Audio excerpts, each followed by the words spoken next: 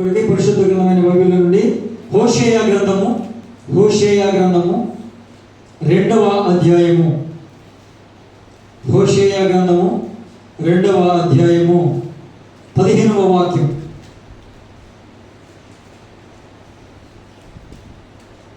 రెండు 15.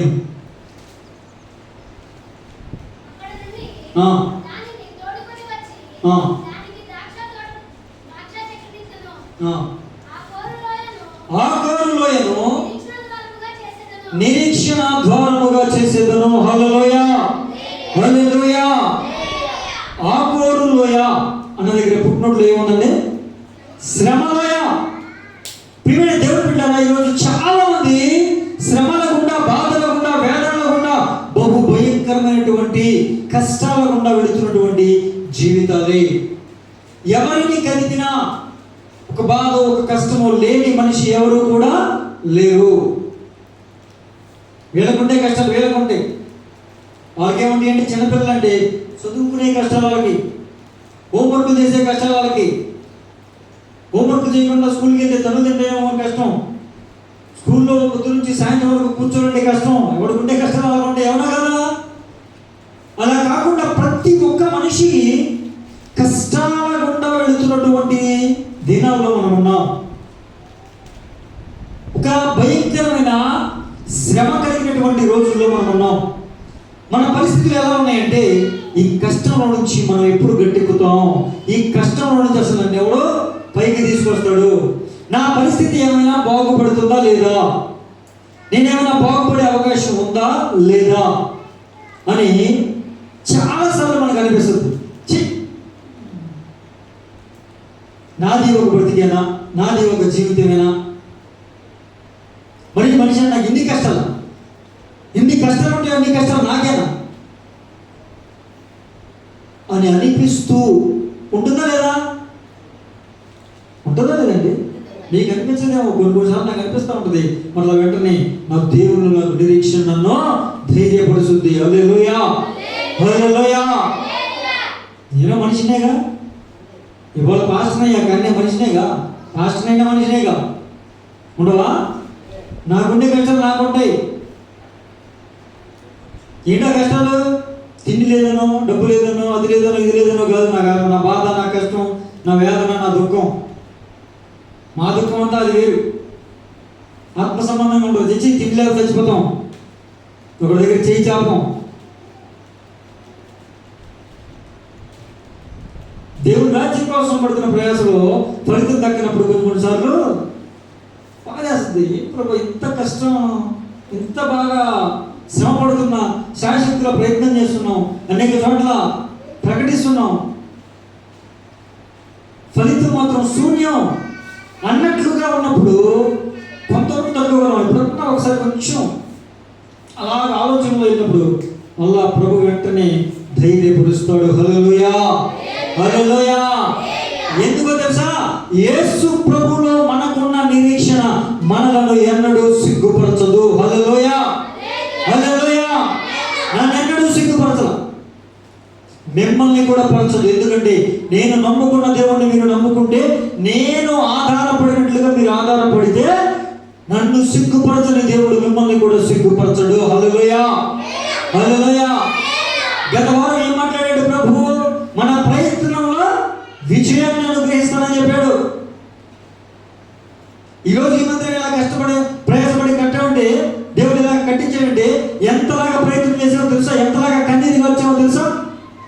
ఎన్ని చోట్లకి వెళ్ళి మందిరానికి స్థలం ఇస్తారా, అద్దెకి ఇస్తారా అని అడిగితే, మందిరానికి అయితే ఏమో, మీ ఇంటికైతే ఇస్తాం, మీ రొట్టకైతే ఇస్తాం అని మొహం మీద చెప్తే, కొన్ని చోట్ల తట్టుకునేవాడిని, కొన్ని చోట్ల తట్టుకోలేక కళ్ళల్లో నీళ్ళు వస్తే సరేనండి అని చెప్పి కళ్ళల్లో నీళ్లు కళ్ళల్లో పెట్టి వెళ్ళిపోయా.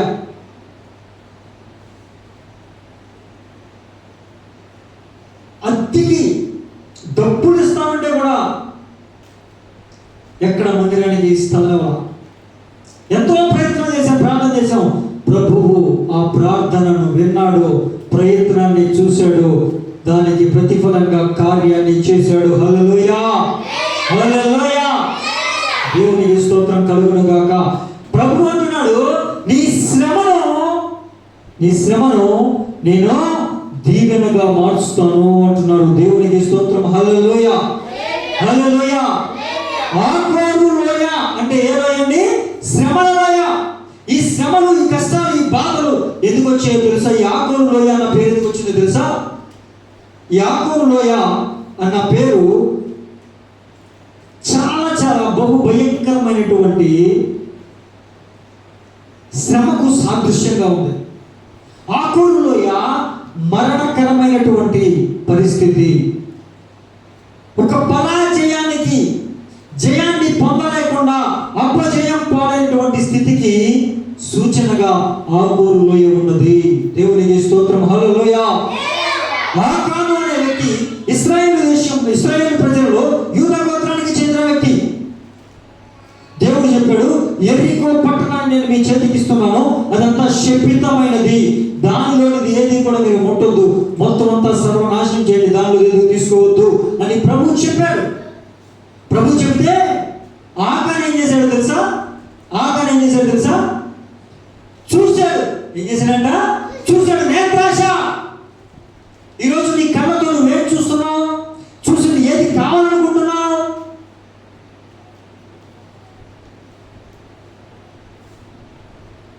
నువ్వు చూసింది సరైనదేనా? నువ్వు కావాలి అని కోరుకుంటున్నది సరైనదేనా? నేత్రాశలో పడకూడదు.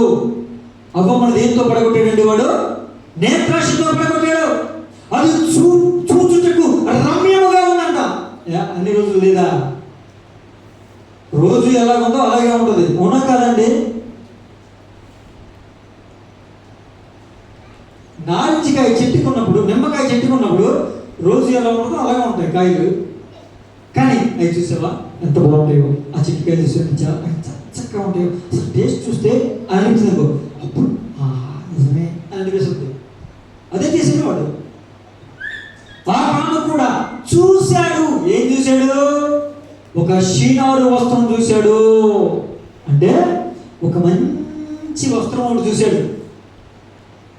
ఈ వస్త్రం చాలా బాగుందా అని సైలెంట్గా దాచేశాడు. ఇంకొంచెం దూరమైన ఉన్నాడు, మళ్ళా అటు ఇటు చూశాడు, ఎవరు చుట్టలా. మళ్ళా ఇంకోటి చూశాడు. ఏంటి? బంగారపు కమ్మి, కొంచెం బంగారం చూశాడు. హల్లెలూయా, జయలేసాడు. మళ్ళా అటు ఇటు చూశాడు, ఎవరు చుట్టలా. వెండి కనబడింది. హల్లెలూయా, దేవునికి స్తోత్రం. హల్లెలూయా, ఎవడో చూడకుండా చేసిన తండ్రి అన్నాడు. ఇంట్లోకి వచ్చాడు. ఎవడన్నా చూస్తే మళ్ళీ ఇచ్చేయమంటారు, పారేయమంటారు, కాల్చేయమంటారని ఇంట్లోకి వచ్చి గొయ్యి తీసి గొయ్యిలో కప్పెట్టేశాడు.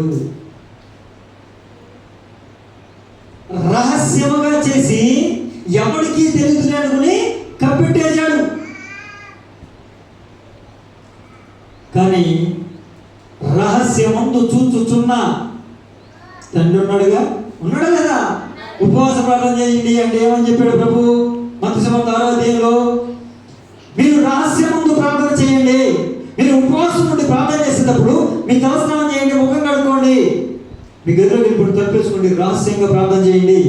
అంతేగాని నేను ఉపవాసం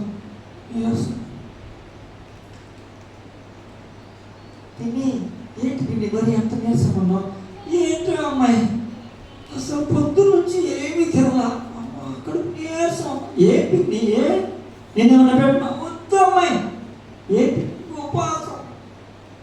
ఏ పాసం? ఉపవాసం. అలా చూపించుకోవద్దని చెప్పాడు. అలా చూపించుకోకుండా రహస్యమందు ప్రార్థన చేస్తే ఏమని చెప్పాడండి? రహస్యమందు చూచు నీ తండ్రి నీ ప్రార్థనకు ప్రతిఫలం ఇస్తాడు అని చెప్పాడు. దేవునికి స్తోత్రం. హల్లెలూయా, హల్లెలూయా. అవునా కదండి? కొంతమంది ఎలా కనబడతారంటే ఉపవాస ప్రార్థనకు వచ్చి కావాలని అందరికి అంటే అది అడగాల, మనం చెప్పాలి. ఉపవాసం ఎన్ని రోజులు? ఒక్క పూటే. అది కూడా ఇంకా పూట అవ్వాలా, 2 గంటలు కూడా అవ్వాలా.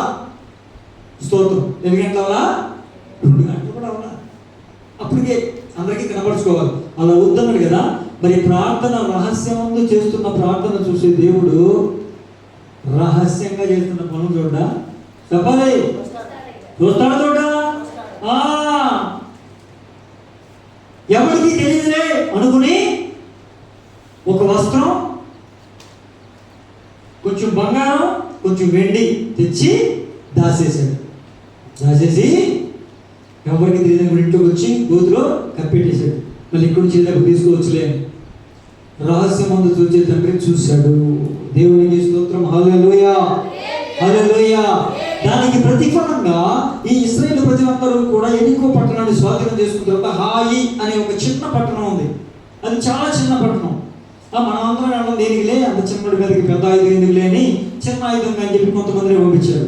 కొంతమందిని పంపిస్తే వాళ్ళు ఒక్కొక్కరిని తరిమి తరిమి తరిమి తరిమి కొట్టారు. బ్రతుకు జీవుడంటూ ప్రాణాలు అరచేతులు పెట్టుకుని వచ్చారు. ఎరికో లాంటి గొప్ప పట్టణాన్ని జయించిన వారు చిన్న పట్టణం మీద అపజయం పాలవుతారు అని అనుకున్నారా? అనుకోరా. కానీ అపజయం ఎదురైంది, జయం రాలా. యెహోషువ మోకాళ్ళు, నీ ప్రభువా ఏంటయ్యా మాకు అపజయం వచ్చింది ఏంటయ్యా, మేము ఓడిపోయాం ఏంటయ్యా, వాళ్ళు మమ్మ తెరవడం ఏంటయ్యా, ఈ విషయం 4 ప్రక్కన తెలిస్తే మాకు ఎవరయ్యా భయపడతారు, మాకు ఎవరయ్యా గౌరవిస్తారు అని అడిగితే లేదు నాకు ప్రార్థన చేస్తున్నావేంటి, ఇక్కడుండి నాకు ప్రార్థన చేస్తున్నావేంటి, నీ పాళెంలో పాపం ఉంది దాన్ని తీసేయని చెప్పాడు. దేవునికి స్తోత్రం. హల్లెలూయా, హల్లెలూయా. దేవుని బిడ్డలారా, పరాజయం ఎప్పుడు వస్తుందో తెలుసా? మనకి అపజయం ఎప్పుడు వస్తుందో తెలుసా? ఒకటి, దేవుడు పరీక్షించినప్పుడు వస్తుంది. వీడికి జయం ఇవ్వకుండా అపజయం ఇస్తే, కార్యం చేయకుండా కొంచెం పెండింగ్లో పెడితే వీడు నన్ను నమ్ముకుంటాడా, విడిచిపెడతాడా, నా మీదే ఆధారపడతాడా, లేకపోతే నన్ను వదిలేసి వెళ్ళిపోతాడా అని పరీక్షించడానికి కార్యాన్ని పెండింగ్ పెడతాడు. జయముడు పని జరిగేలాగా చూడు. రెండోది, మనం ఏమైనా పొరపాటు చేస్తే, మనం ఏమైనా తప్పు చేస్తే, ఒకవేళ అది ఎవరికి తెలియకపోయినా, ఇది ఎవరికి తెలియదే మనం చేసిన తప్పు అనుకున్నా, రహస్యముందు చూచుచున్న తండ్రి దానిని ఎలుగును కనుక ఆ చేసిన పాపానికి ప్రతిఫలంగా మనకు జయానికి బదులు అపజయం వస్తుంది. కార్యము సఫలం అవడానికి బదులు విఫలమవుతుంది. దేవునికి స్తోత్రం. హల్లెలూయా. కనుక ఆకుల్లో దేనికి సదృశ్యమో తెలుసా? అపజయానికి సదృశ్యం. నీ జీవితంలో నువ్వు ఎన్ని అపజయాలు పాలయ్యావు, ఎన్ని చోట్ల ప్రయత్నం చేసి ఓడిపోయావు, ఎన్ని చోట్ల ప్రయత్నించి చాలా నిరాశ చెందావు, ఎన్ని చోట్లకి వెళ్ళి మరలా ఆ పని పూర్తి కాకుండా వెనకొచ్చావు, నువ్వు అనుకున్నది కాకుండా నువ్వు ఖాళీగా దుఃఖంతో వేలతో వచ్చావు లేదా?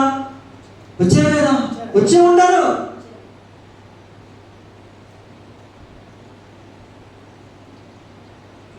అలాంటి శ్రమకు అపజయానికి సాదృశ్యం ఆకోరులోయ. హల్లెలూయా, హల్లెలూయా.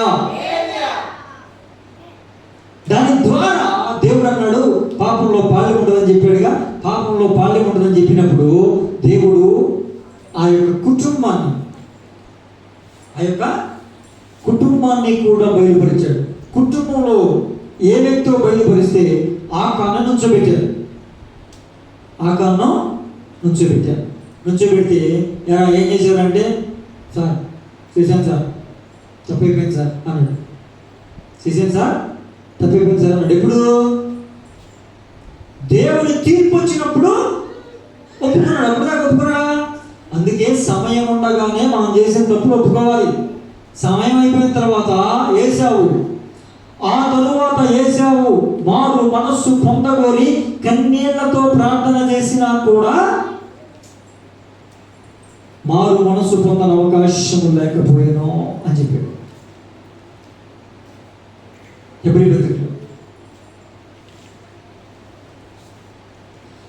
దేవుడు మనకి సమయం ఇచ్చినప్పుడే మనం మన తప్పులు ఒప్పుకోవాలి. ఒకవేళ ఎప్పుడైనా అపజయం పాలవుతున్నామా, పరాజయం పాలవుతున్నామా, మనలో ఏమైనా లోపాలు ఉన్నాయేమో ఒకసారి మనల్ని మనం పరిశీలన చేసుకోవాలి, మనల్ని మనం పరీక్షించుకోవాలి, మనల్ని మనం పరిశోధించుకోవాలి. అప్పుడు మన లోపాలు మనకి కనబడతాయి. పరిశుద్ధాత్మ దేవుడు మనకి జ్ఞాపకం చేస్తాడు. వాటన్నిటిని ఒప్పుకొని విడిచిపెడితే అప్పుడు ఏమొస్తుందండి? మనకి విజయం వస్తుంది. ఇప్పుడు చెప్పండి, ఆ కోణంలో ఏంటి? మొదటిగా ఏంటంటే అపజయం కలిగే చోటు. రెండోది ఏంటంటే దేవుని తీర్పు, దేవుని ఉగ్రత కృంభరించబడే పరిస్థితి. దేవుని తీర్పు, దేవుని ఉగ్రత కృంభరించే పరిస్థితి.